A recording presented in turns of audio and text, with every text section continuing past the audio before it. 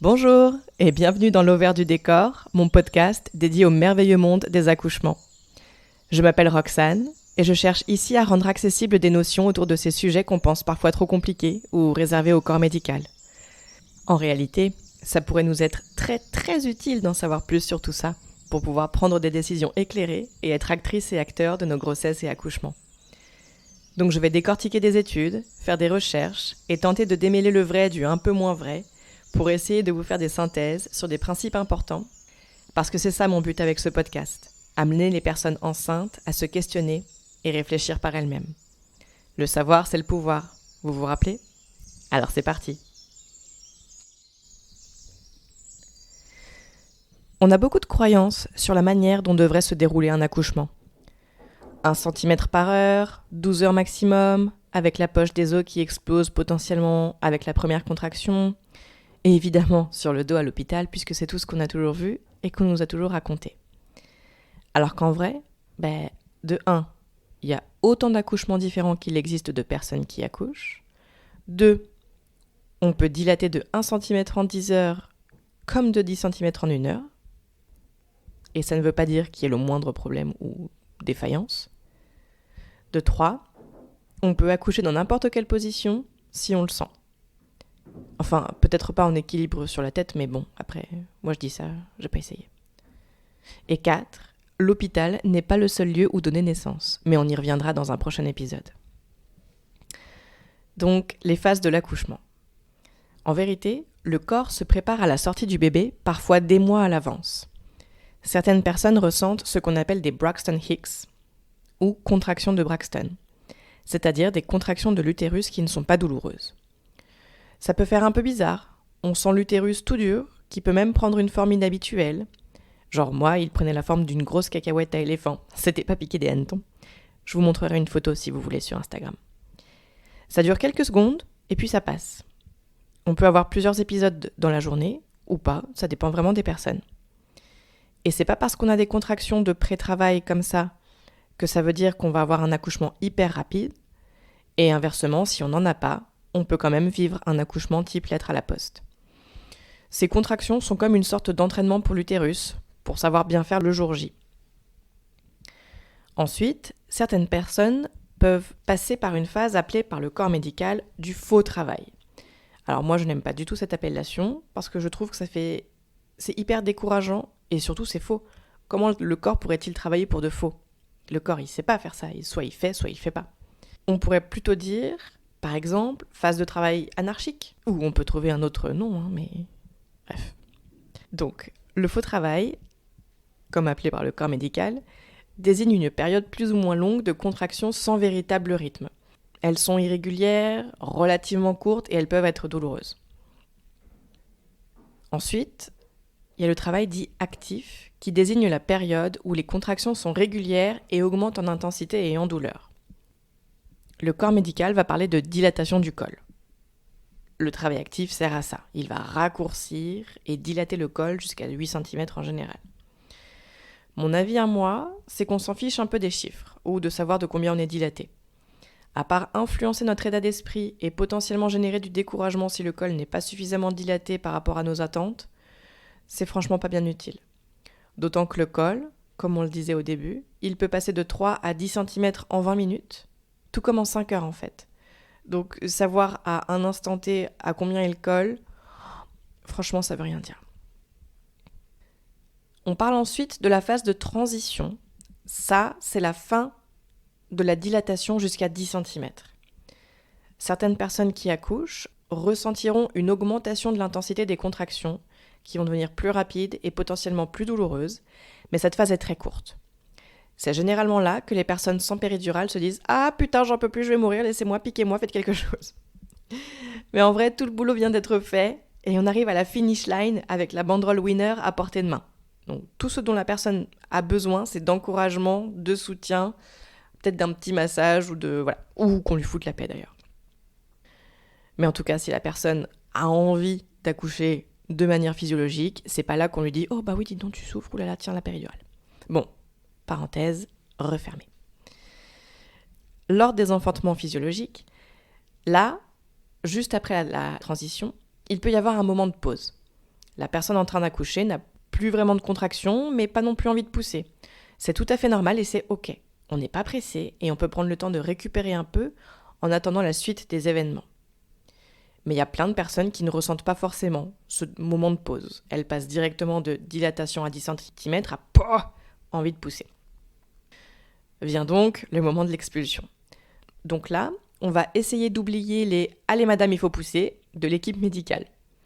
Michel Audin, l'obstétricien bien connu dans le monde des naissances respectées, parle, lui, d'un réflexe d'éjection du fœtus.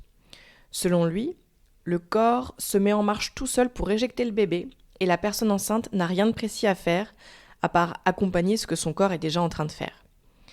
Et plein de personnes disent avoir vécu ça. Elles n'ont pas poussé, pour ainsi dire, mais ont vraiment senti leur corps tout faire seul. Moi, je crois que j'ai pas trop ressenti ça. J'ai eu vraiment plutôt, pour le coup, hyper envie de pousser. Enfin, je sais pas, j'avais l'impression que mon corps voulait que je fasse sortir le bébé, et donc c'est ce que j'ai fait. Mais je saurais pas dire si mon corps a eu un réflexe d'éjection vraiment seul.